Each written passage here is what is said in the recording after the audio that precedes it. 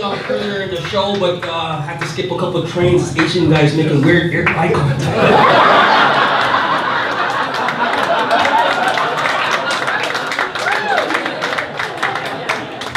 Always ask, is comedy hard? Aren't you afraid of getting your feelings hurt? I'm the middle child of 3. All you firstborns say you had it hard because you had to soften the parents. Us middle children had it harder. I had to deal with hand-me-downs. I had hand-me-down shirts, hand-me-down pants, hand-me-down shoes. I had a hand-me-down bike. Probably say, cool bro, at least you had a bike. No, that would be cool if I had an older brother. My bike had a pink basket, pink seat, and streamers coming out the handlebars. You know how hard it is to pick up a girl when you're on a girl's bike in a tight strawberry shortcut t-shirt? My feelings have been hurt already. And my first love was in comedy. I wanted to be a magician. I started practicing, I watched David Copperfield, and I learned illusions. And the very first night of my first show, I chickened out. Because I realized why there's no black magicians. Can you imagine when things disappear? Who are they gonna blame? Those black magic. So I was born on the island of Jamaica. Grew up on another island, Montreal. At 5 years old, I came here and lived with this nice little Jewish family in a 5-bedroom house. And I went from there to 3 months later, so my mom was a living nanny. I went from there to like a 1-bedroom apartment. 3 months later, that's like losing a job. That's like working at IBM one night, next night you're at Hastings.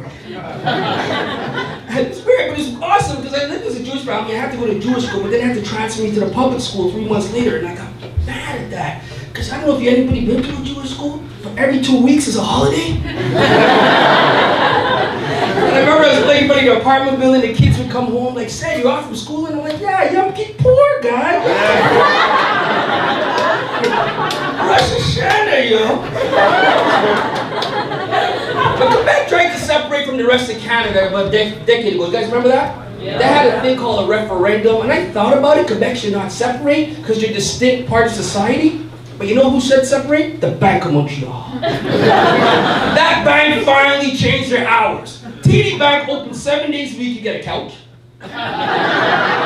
Royal Banks open 6 days a week. The Bank of Montreal finally changed their hours. 3 months ago, I went there to update my bank book. I was in Montreal. I went in there, the guy turned the sign from open to close. It was 5 to 3. I'm all mad. I'm like, what does PO even stand for? Bank Montreal of? Makes no sense. Because of in French is O-A-U, so it's be Banque Montreal or B-A-M, BAM, because the way it's closed. I said to him, I go, what does BM movement stand for? He's behind the window, he goes, bank may be open.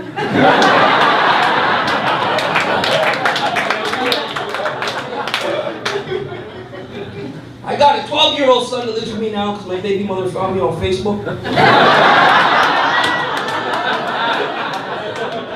not funny. These kids, they are smart, but they're lazy. I asked them to go to the store to buy bread. Come on, Dad, drive me. I said, the store is 2 blocks. So come on, drive me. I go, do you know Terry Fox ran across Canada on 1 leg? Because where's Terry Fox now? I said, he's dead. He's exactly right. I took him shopping for an iPhone. He wanted the iPhone 5. And I still pay his cell phone bill. And I was in the Apple store, and there's a computer that caught my eye. You ever seen this? It's called the Mac Air. $3,000 is under 3 ounces. I'm looking at this thinking, how much smaller a computer is going to get? What's Apple going to come out with next? A Bully Mac? Upload stuff into a toilet? I hate that joke too, it makes me want to puke. The genius behind iPhone passed away. You guys remember that? Steve Jobs? I wonder what his tombstone read. I died?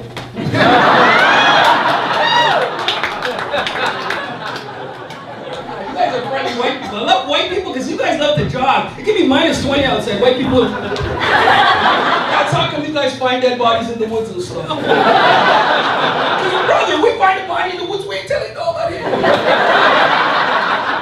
See, Newman, where you find this body? In the woods. What are you doing? Jogging. With the right to remain silent. The next thing you know, I'm doing the black arena.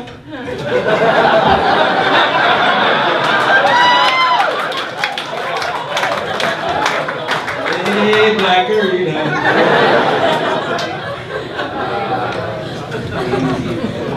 Any Anybody like me like reality TV?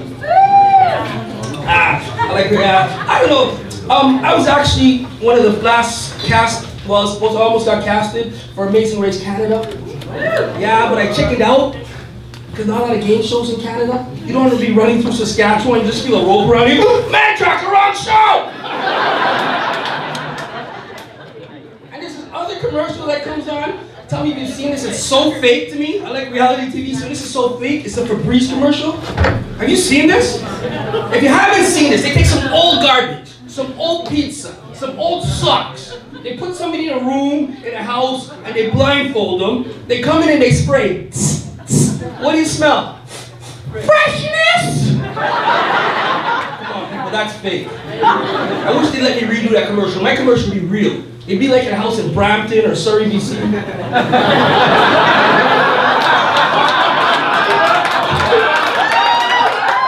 Anyway, come in, blindfold the guy, come in and spray. What do you smell? Butter chicken.